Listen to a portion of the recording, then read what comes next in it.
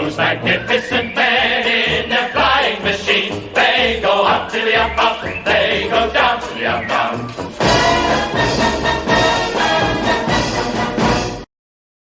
Alright, ladies and gentlemen, I managed to get a bit more done.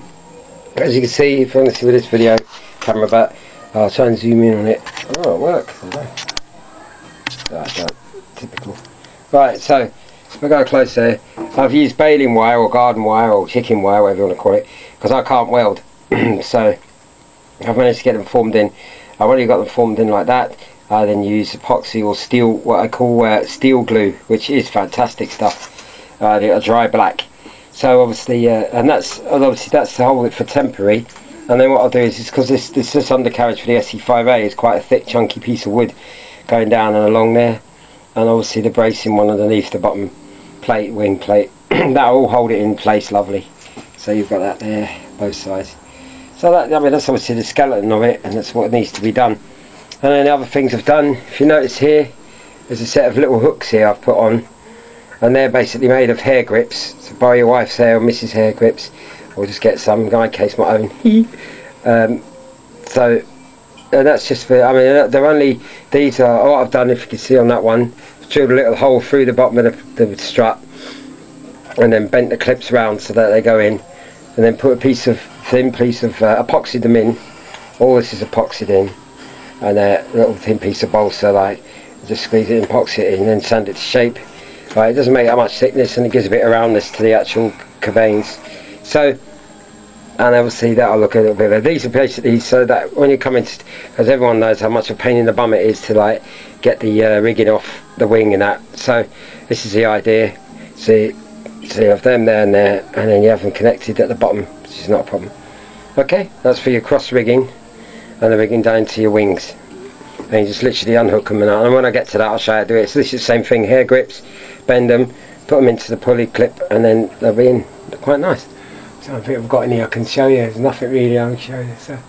So they are. So that's that. And then I've done the top of this rough bit of filler, like, so we can get the gap in. So when that dries, 5-minute filler, sand it to shape a bit better with that. And I've done the dreaded, what I hate. Everyone asked me before what's the jobs that I actually hate doing.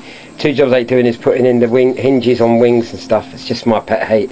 And fitting in the rods inside, because I like to use the old pulley, well, I can have a closed loop system, but you know, it's just plain in it. So let's get in there, innit? And the wing's all done now. I've covered the other wing, so it's a case of just waiting for it to dry. I might do these now. This is the bit in there. It's like a panel on the real wing, and then I'll put that in. And then I can't remember whether to go. I have an attempt at covering it or just spray it with the panel bits, you know. So rather than, because I don't know, we'll see. Okay, so then I can't remember to put it. So then we got that, and then just show you. So we're getting somewhere. The machine gun. Obviously, it's big screws just to give it a guide, hold it somewhere. That was just my guide, so you can get it in. It will fit, right? So. The machine gun there, so you got it all going. There you go. So we're getting there. We might make the pilot now. I don't know. I'm gonna have a cup of coffee and then make the pilot. Why not? Yeah. Okay, ladies and gentlemen, put this video on. See some might be interested. That's the second sort of like formulating the fuselage, the undercarriage. So as you can see from the back, I've already done one side as a clamp. But I thought I'd show you just how to break it down. Bearing in mind, the kind people from the Shuttleworth Society group, somebody on there, bless them, Andrew, lovely, sent me loads of pics of the undercarriage to get a bit more detail. So I'll get a bit closer. It's this bit here. That's the bit I'm going to try and emulate to copy. I won't get everything exact, because as I said before, the smaller the model, the harder it is to build everything into it. You know, that's why I used to love doing quarter scale stuff. But I'll get my best as close to it as possible. So that's what I'm aiming at. And I've looked at other pictures, and it's quite more detailed than the pup, definitely on the undercarriage side of things. So that's a fair point. So back to the doodah. I've obviously got the rough shape from the picture, and drew it onto the wire frame. Now if I take that away, you can see how I've built it round, and I use a Dremel with a little just bit, any top bit will do. I usually use, whatever. And you just mark out, you obviously draw down the line, you mark it down with a pen, I do, and then you just channel it out with the Dremel.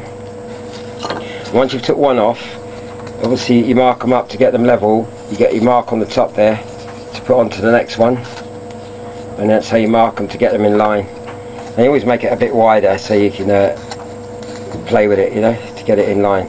So there you go. And then what I usually do, but I'm running a bit low on it, is I usually use epoxy resin to glue these on and glue them to the frame, usually. But today I'm going to use white glue, which is this PVA. Somebody asked me about this. This is just like 10-minute grab. It's fantastic stuff, and it's just as good as any PVA. And it's very cheap to buy that big thing there, and it costs about £4.50, which you get from any hardware store, you know, so it's worth it for that. So I mean, you can use anything, like I said, epoxy, but I wouldn't recommend using se5a, because I don't know, I just prefer to use wood glue. It just seems to be a bit of a better bond, you know, when it's taking the landings and stuff like that. So and then it's the same process for the back bit, the back cabane, yeah, and obviously the inside. I'll come to the middle bit, the actual bottom tail wing, or whatever you want to call it. I just call it a bloody undercarriage bar, but there's probably a proper name for it, like everything else, because that's going to be a bit different to this one. Usually it's just one bit of wood that you cover, but on this, I don't know if you'll see it on this picture, but it's wood, and then it's got some sort of fabric covering over the top with ribs. From what I can see, my eyes ain't all that good anymore, so I'm going to try and copy that bit, so we should get as close to it, like I said earlier, as possible.